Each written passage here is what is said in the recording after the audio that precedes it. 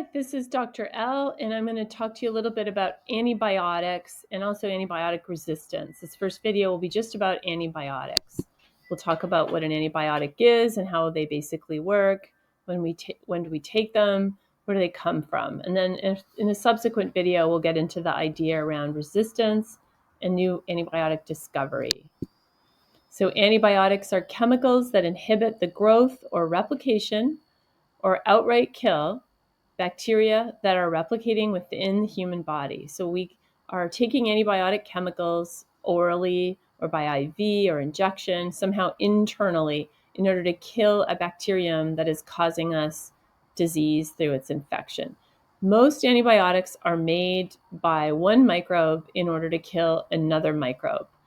We find these in nature, so they're natural products like penicillin G shown here. However, we do often take those natural products and modify them just a little bit. And this is a modified form of penicillin shown over here on the right. And there are numerous modifications of naturally occurring penicillin. Here are some of them. And these modifications help the penicillin work to combat different types of microbes beyond what the naturally occurring penicillin G form can do, or they perhaps make it easier for the human to tolerate it in their stomach, or allow the drug to survive long enough to get into a part of the body where an infection is found. So there's a variety of reasons why we modify some of these natural products that are all for medical application. Antibiotics are taken to treat bacterial infections. So if you have a fungal infection, you take an antifungal. If you have a protozoal infection, you take an antiprotozoal. If you have a viral infection, you take an antiviral. The key is that your physician needs to prescribe the right tool for the job, the right category of antimicrobial for the sort of pathogen that's infecting you. Penicillin works by targeting the bacterial cell wall. This simple purple shape is supposed to be a bacterium, and the dark outline is the cell wall. Penicillin and other cell wall synthesis inhibitors weaken the bacterial cell wall. And so what happens is you get a lot of bacteria with crappy cell walls.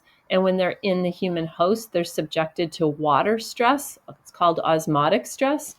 And that will cause these weakened cells ultimately to break or lyse. Microbes make antibiotics in order to kill one another as they compete for food and other resources, but they also make them at low levels to communicate with their neighbors and to coordinate community functions. So it turns out that these are actually signaling molecules, not just chemical warfare agents. The first antibiotic that was used clinically, and this didn't happen until the 1940s, but its discovery was in 1928. That antibiotic is the drug penicillin. It's produced by a mold called penicillium, and the discovery was made by Alexander Fleming. He went away from his lab, left petri plates of staphylococci type bacteria in the lab. They got some mold on them. Penicillium is a mold, and it turns out it was penicillium type mold.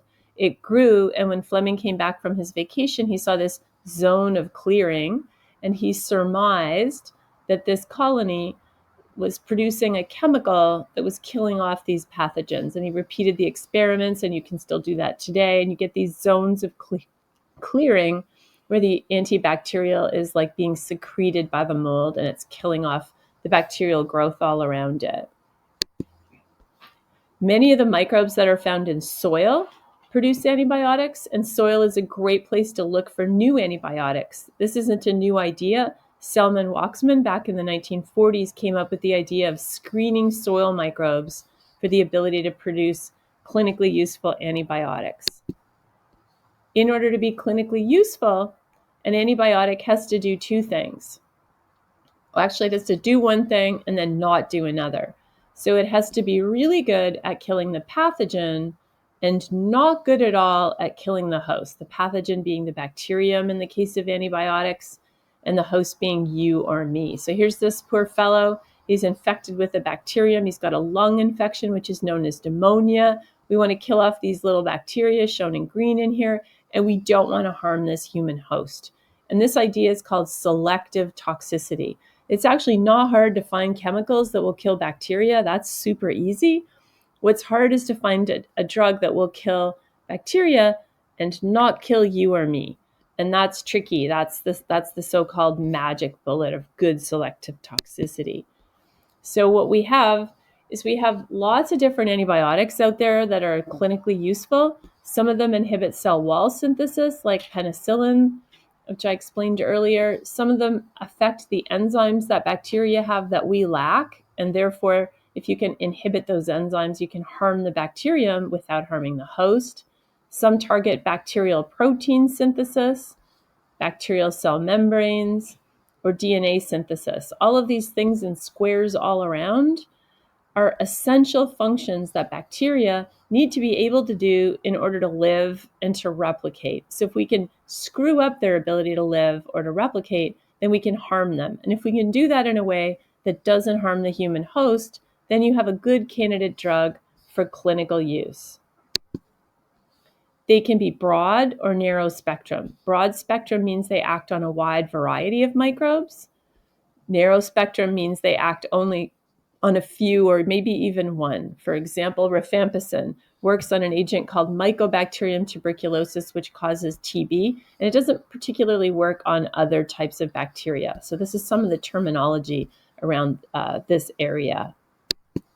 Okay, and there's a video that's linked into your playlist that shows you exploding cells, which is super fun to watch. That video will give you a visual on how penicillin and other cell wall synthesis inhibitors work.